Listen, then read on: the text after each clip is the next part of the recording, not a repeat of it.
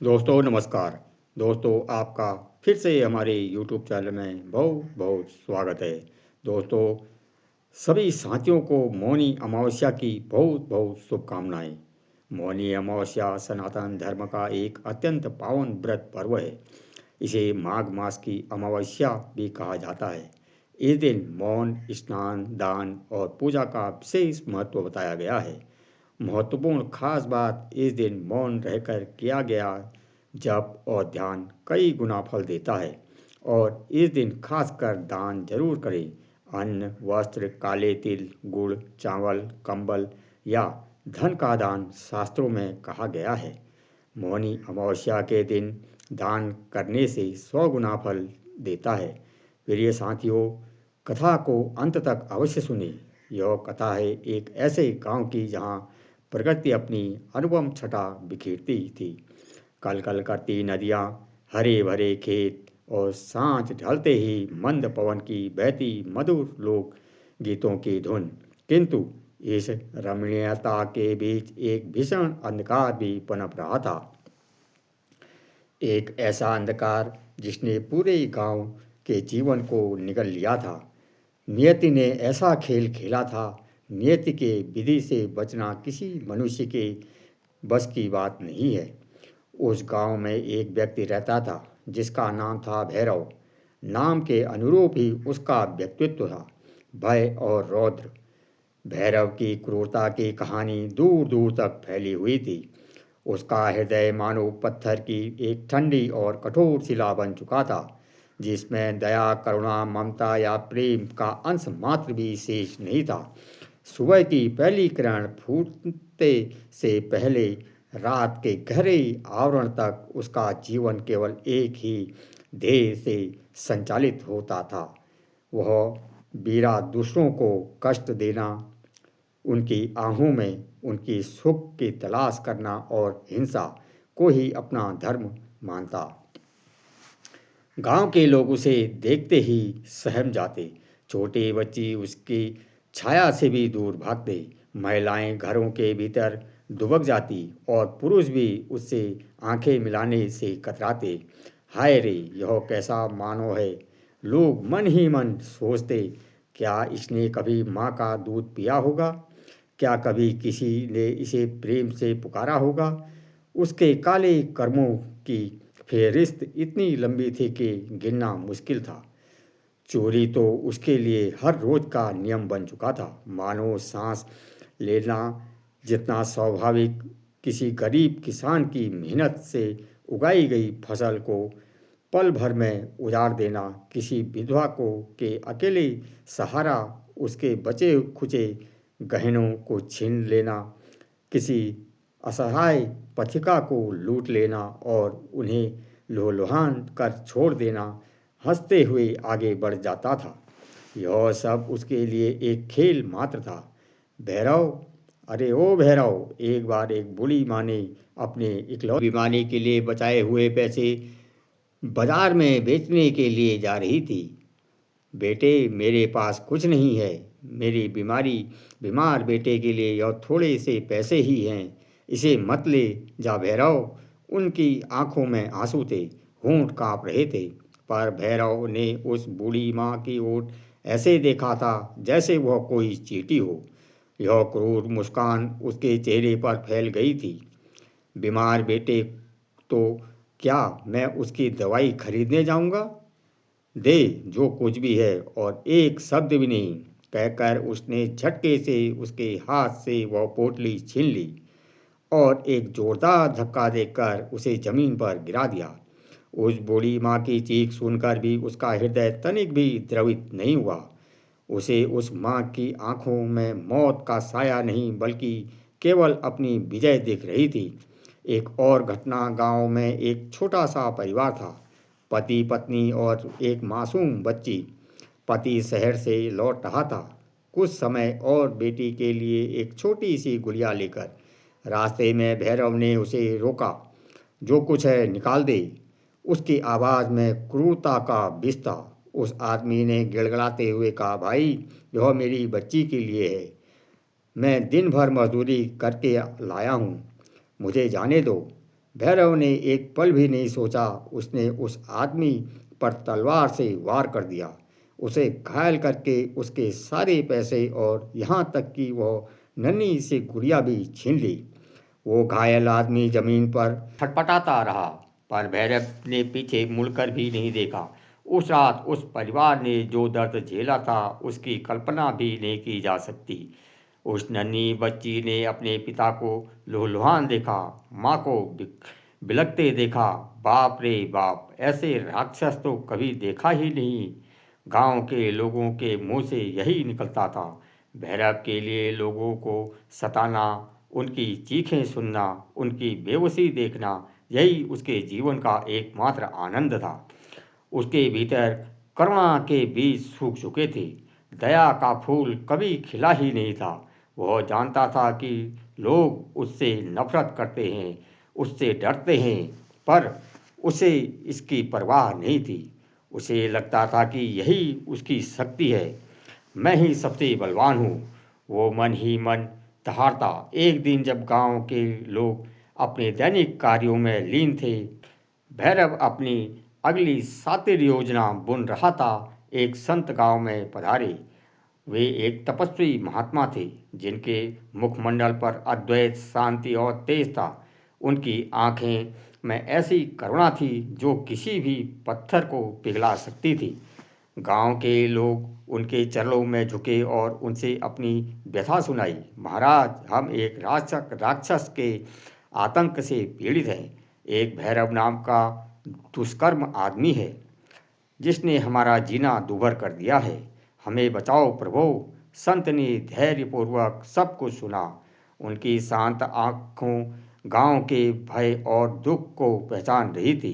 उन्होंने पूछा, वो कहाँ है? लोगों ने भयभीत होकर भैरव के ठिकाने की ओर इशारा किया। संत बिना किसी भय या संकोच के भैरव के पास जा पहुँचे। भैरव उस समय अपनी अगली चोरी की योजना बना रहा था। उसने संत को देखा। उसकी आंखों में वही क्रूरता और उपहास था। क्या है बाबा, यहाँ क्या भीख मांगने आए हो? मेरे पास देने को कुछ नहीं है सिवाय लाठियों के, भैरव ने दुष्टता से कहा। संत मुस्कुराया।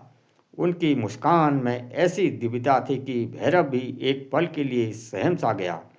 पुत्र, मैं तुमसे कुछ मांगने नहीं आया, मैं तो तुम्हें कुछ देने आया हूँ। जीवन का मार्ग मेरा मार्ग तो मैंने स्वयं बना लिया है। मैं किसी के बताए रास्ते पर नहीं चलता। भैरव ने ठाका लगाया। तेरा मार्ग तुझे कहाँ ले जा रहा है पुत्र? क्या तुझे कभी शांति मिलती है? क्या तेरी आत्मा कभी तृप्त होती है? संत की आवाज़ में एक अजीब सा जादू था। भैरव ने पहली बार अपने भीतर एक अजीब सी बेचैनी महसूस की, पर उसने उसे तुरंत दबा दिया। शांति, तृप्ति, यह सब कमज़ोर लोगों के लिए है बाबा। मैं इन सब पर विश्वास नहीं करता। पुत्र, तूने जीवन भर पाप किए हैं। तेरे कर्मों का बोझ इतना बढ़ गया है कि अब तेरी आत्मा भी कहार रही है। भले ही तू उसे सुन ना पा रहा हो, पर अभी भी समय है।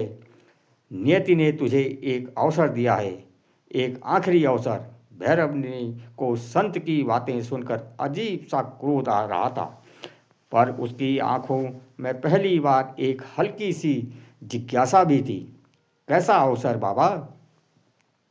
संत ने धीमे से कहा। अगले सप्ताह मौनी अमावस्या है। वो दिन तू गंगा तट पर जाना। वहाँ सुबह से शाम तक पूरे दिन मौन धारण करना, एक भी शब्द नहीं बोलना, मन से भी नहीं, और ध्यान से उस पवित्र मौन के साथ गंगा में स्नान करना। यदि तूने यह कर लिया तो तेरी आत्मा के पापों का बोझ कुछ कम हो सकता है। भैरव को संत की बातें बेतुकी लगी। मौन, वो जो हर समय अपनी शक्ति का प्रदर्शन करता था, जो हर पल दूसरों को धमकाकर अपनी बात मनवाता था, वो चुप रहेगा? मौन, मैं? ये तुम क्या कह रहे हो बाबा? यह मेरी बस की बात नहीं है। बस की बात क्यों नहीं है पुत्र? यह तेरी आत्मा की मुक्ति का प्रश्न है। एक दिन का मौन और गंगा मैया का स्नान, क्या यह तेरे जीवन भर के पापों से मुक्ति पाने का छोटा सा मूल्य नहीं है? संत ने उसकी आंखों में झांकते हुए कहा। उसकी आंखों में ऐसी दृढ़ता थी कि भैरव उन्हें टाल नहीं पाया। कुछ तो था उस संत में जिसने भैरव के कठोर हृदय में पहली बार एक छोटी सी दरार डाली थी। ठीक है, मैं कोशिश करूंगा, भैरव ने बेमन मन से कहा, पर उसके भीतर एक अजीब सी बेचैनी थी। संत मुस्कुराए और अपना आशीर्वाद देकर आगे बढ़ गए। मौनी अमावस्या का दिन आया। भैरव ने रात भर चैन की नींद नहीं ली। सुबह उठते ही उसने के मन में उथल पुथल मच गई। मौन भला यह कैसा होगा? उसके मन में हजारों विचार उमड़ रहे थे, पर संत के शब्द उसके कानों में गूंज रहे थे। तेरी आत्मा की मुक्ति का प्रश्न है। एक अजीब सी शक्ति उसे गंगा तट की ओर खींच रही थी। वो धीरे धीरे गंगा किनारे पहुंचा। सुबह का समय था। कुछ लोग स्नान कर रहे थे, कुछ पूजा पाठ। भैरव एक शांत स्थान पर जाकर बैठ गया और फिर उसने स्वयं को मौन धारण करने का आदेश दिया। पहला घंटा, दूसरा घंटा, उसके लिए एक एक पल सदियों सा बीत रहा था। उसका मन एक उदंड घोट की ओर भाग रहा था। यह क्या बकवास है? मैं यहाँ क्यों बैठा हूँ? मुझे तो गांव में जाकर किसी का धन लूटना चाहिए था, या किसी को डराना चाहिए था। उसके भीतर की पुरानी आदतें उसे उकसा रही थी। पर संत के शब्द एक भी शब्द नहीं, मन से भी नहीं, उसे रोके हुए थे। धीरे धीरे जैसे जैसे मौन गहराता गया, बाहरी दुनिया का शोर शांत होता गया और उसके भीतर का शोर बढ़ने लगा। पहली बार उसे अपने भीतर इतनी शांति मिली थी कि वह अपने मन की गहराइयों को सुन पा रहा था। और वहाँ उसे सिर्फ एक ही आवाज़ सुनाई दी। पाप एक एक करके उसके जीवन के काले अध्याय खुलने लगे। हाय रे वो बूढ़ी माँ जिसके मैंने दवाई के पैसे छीन लिए थे। उसकी आंखों में कैसी बेहोशी थी। उसका बेटा, क्या वो बच पाया होगा? नहीं, वो मर गया होगा मेरी वजह से। एक स्मृति ने उसके हृदय पर हथौड़ी से चोट की। वो बच्चे जिसकी गुड़िया मैंने छीनी थी, उसकी चीखें, वो नन्ही सी आत्मा, मैंने उसे क्या दर्द दिया था। उसका पिता मेरे ही वार से घायल हुआ था, जिससे उसे मौत के मुंह में धकेला। उसकी आंखें नम होने लगी, पर अभी भी आंसू नहीं बह रहे थे। जिंदगियां, कितनी आत्माएं, कितनी बेहोशी, मैंने कितने ही परिवारों को बर्बाद किया, कितने लोगों को भूखा मारा, कितने घरों के दीपक बुझाए। एक एक करके चेहरे उसकी आंखों के सामने नाचने लगे। वो किस्मत जिसकी फसल लूटी थी, वो व्यापारी जिसका सामान छीना था, वो युवा जिसे बिना कारण पीटा था। मौन ने उसे अपने पाप याद आने लगे। हर एक पाप एक भीषण ब्रज की तरह उसके हृदय पर गिर रहा थे। नहीं, यह मैंने नहीं किया। वो मन ही मन चीख रहा था। उसका शरीर कांप रहा था। उसका सिर भारी हो रहा था। उसे लगा जैसे उसके शरीर में आग लग गई हो। उसके भीतर का हर कण दर्द से चिल्ला रहा था। दोपहर हुई, सूरज सिर पर चढ़ आया। तपती धूप में भी वो बैठा रहा। मौन से उसके भीतर एक ऐसे दर्पण स्थापित कर दिया था जिसमें उसे अपना घिनौना, क्रूर और पापी चेहरा स्पष्ट दिख रहा था। उसे अपनी सारी गलतियां, अपनी सारी क्रूरता, अपनी सारी हिंसा किसी फिल्म की तरह दिख रही थी, और वह उसका नायक नहीं बल्कि एक दानव था। मैं कितना नीच था, कितना क्रूर। मैंने क्या समझा था? अपने आप को शक्तिमान नहीं था। मैं तो एक कायर था जो अपनी शक्ति का उपयोग केवल दूसरों को दुख पहुंचाने के लिए करता था। उसके मन में पश्चाताप की अग्नि धधक उठी। एक अजीब सी घुटन उसके गले में थी। वो बोल नहीं सकता था, चीख नहीं सकता था, रो नहीं सकता था, पर उसका हृदय तो फट रहा था। और फिर जैसे किसी ने बांध तोड़ दिया हो, उसकी आंखों से आंसू बह निकले। टप टप गर्म आंसू जो उसके गालों पर होते हुए जमीन पर गिर रहे थे। यह आंसू केवल दर्द के नहीं थे, यह आंसू जीवन भर के संचित पापों के भार के थे, पश्चाताप की अग्नि में तप कर पिघले हुए हृदय के थे। वे आंसू जिसके भीतर की सारी गंदगी को बहा ले जाने को आतुर थे। गंगा तट पर वह मौन ही रहा, पर उसके मन में एक तीव्र पुकार गूंज रही थी, क्षमा करो प्रभु, क्षमा। हे गंगे मैया, मुझे क्षमा कर दो, मैं पापी हूँ, मैं अधर्मी हूँ, मुझे भयंकर भूल हो गई है, मुझे अपने पापों से मुक्ति दो। उनकी आत्मा बिलख रही थी, वो अपनी आंखों से बहते आंसुओं को रोक नहीं पा रहा था। यह आंसू उसके जीवन के सबसे पवित्र आंसू थे, जो उसके हृदय को धोने का प्रयास कर रहे थे। संध्या होने लगी थी, सूरज की किरणें धीमी पड़ रही थी, गंगा का जल सुनहरी आभा से जगमगा रहा था। भैरव का शरीर कांप रहा था, पर उसका मन अब शांत होने लगा था, जैसे तूफान के बाद समुद्र। उसकी आंखों में अभी भी आंसू थे, पर उसमें अब दर्द के साथ साथ एक अद्वैत शांति भी थी, पश्चाताप की शांति। तभी उसने देखा कि एक वृद्ध साधु उसकी ओर आ रहे हैं। उनका मुखमंडल शांत और दिव्य था, उनकी आंखों में अद्वैत चमक थी। साधु उसके पास आकर बैठ गए। भैरव अभी भी मौन था, पर उसने साधु को देखा। उन साधु की आंख में उसे कोई क्रोध या घृणा नहीं दिखी, बल्कि असीम करुणा और प्रेम दिखाई दिया। पुत्र, तूने अपने मौन को सिद्ध कर लिया, साधु ने मधुर स्वर में कहा।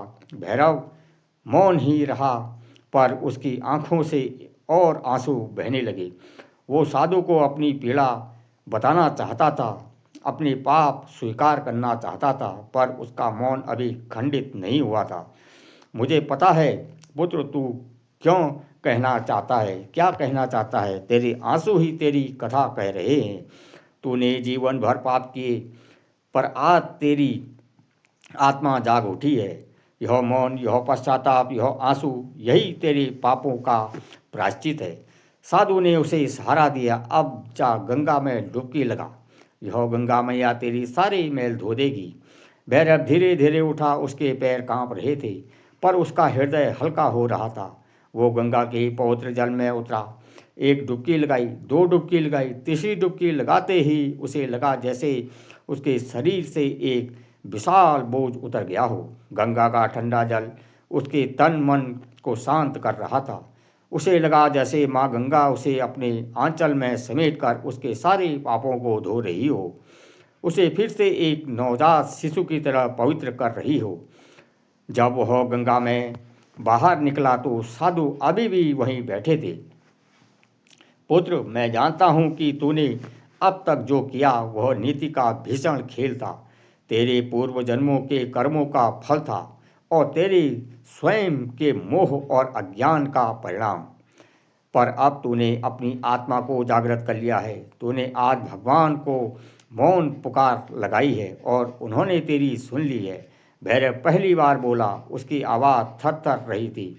महाराज, मैं बहुत पापी हूँ, मुझसे भयानक भूल हुई है। क्या मुझे कभी मोक्ष मिल पाएगा? क्या मेरे पापों को माफ़ किया जाएगा? साधु ने प्रेम से उसके सिर पर हाथ फेरा। पुत्र, भगवान विष्णु दया के सागर हैं, वे केवल पश्चाताप देखते हैं। तूने सच्चे हृदय से पश्चाताप किया है। जान ले, मैं कोई सामान्य साधु नहीं, मैं स्वयं भगवान विष्णु हूँ, जो तेरी आत्मा की पुकार सुनकर यहाँ आया हूँ। तेरे यह मौन, तेरे यह आंसू, तेरी यह पश्चाताप की अग्नि, यही तेरी सबसे बड़ा यज्ञ है। तूने अपने भीतर के दानों को मार दिया है और अब तेरी आत्मा शुद्ध हो गई है। भैरव ने आंखें फाड़कर साधु को देखा। भगवान, आप उसकी आंखों में श्रद्धा और कृतज्ञता के आंसू थे। हाँ पुत्र, अब तू वापस जा। यह मत सोचना कि तेरे सारे पाप एक ही दिन में धुल गए। यह तो मात्र एक शुरुआत है। अब से तू अपना जीवन धर्म के मार्ग पर लगा। लोगों की सेवा कर, किसी को कष्ट मत देना, अपने पापों को प्रायश्चित करना, यही तेरे आगे का मार्ग है। अपनी आत्मा को कभी मैला मत होने देना। साधु के रूप में भगवान विष्णु उसे मार्गदर्शन देकर अंतर्ध्यान हो गए। भैरव वहीं गंगा तट पर घुटनों के बल बैठ गया। उसकी आंखों में अब कोई क्रोध नहीं था, कोई क्रूरता नहीं थी, बस असीम शांति, भक्ति और कृतज्ञता थी। उस दिन के बाद भैरव बदल गया। वो वही भैरव था, पर अब उसका हृदय पिघल चुका था। वो गंगा में वापस लौट आया, पर अब लोगों को डराता नहीं था, बल्कि उनके पैरों में झुककर अपनी गलतियों की क्षमा मांगता था। मुझे माफ़ कर दो भैया बहनों, मैंने तुम सबको बहुत अत्याचार किए हैं। मैं एक पापी था, मुझे माफ़ कर दो। उनकी आंखों में सच्चे आंसू थे।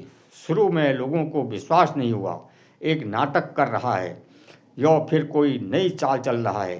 पर जब उन्होंने देखा कि भैरव सचमुच बदल रहा है गया है, वो अब चोरी नहीं करता, किसी को सताता नहीं, बल्कि दिन रात दूसरों की सेवा करता, तो उनका हृदय भी पिघलने लगा। वो बूढ़ी माँ जिसके बेटे के पैसे उसने छीने थे, भैरव ने उसकी सेवा की, उसकी देखभाल की, उसकी बच्ची के परिवार से भी उनके क्षमा मांगी और उसके लिए सब कुछ किया जो वह कर सकता था। भैरव ने अपने शेष जीवन तपस्या और सेवा में समर्पित कर दिया। उसने एक छोटी सी कुटिया बनाई और वहीं रह कर लोगों की मदद करता। वह अपनी गलतियों को कभी नहीं भूला, पर अब वह उनसे डरता नहीं था, बल्कि उन्हें याद करके और अधिक विनम्र और दयालु बन गया था। वह एक नया इंसान बन चुका था, जिसने अपने भीतर के पाप को मारकर एक संत को जन्म दिया था। और इस प्रकार नियति का वो भीषण चक्रव्यूह जो भैरव को अंधकार में धकेल रहा था, मौनी अमावस्या के एक मौन और पश्चाताप भरे दिन में तोड़ दिया। एक पापी की मौन पुकार को भगवान विष्णु ने सुना और उसे मुक्ति का मार्ग दिखाया। यह कथा हमें सिखाती है कि चाहे मनुष्य कितना भी गिर जाए, कितने भी पाप कर ले, यदि वह सच्चे हृदय से पश्चाताप करे तो प्रभु की शरण में जाए, तो उसके लिए मुक्ति के द्वार सदैव खुले रहते हैं। भगवान की करुणा असीम है और वे अपने हर भक्त को, चाहे वो कितने भी पापी क्यों न हो, क्षमा कर देते हैं। बस उस क्षमा को मांगने की सच्ची लगन और मौन पुकार होनी चाहिए। प्रिय साथियों, यह वीडियो में मौनी अमावस्या की पावन व्रत कथा यहीं पर समाप्त होती है। हम कामना करते हैं कि श्री नारायण की कृपा आप सभी पर बनी रहे। जय हरि, श्री हरि विष्णु, जय नारायण।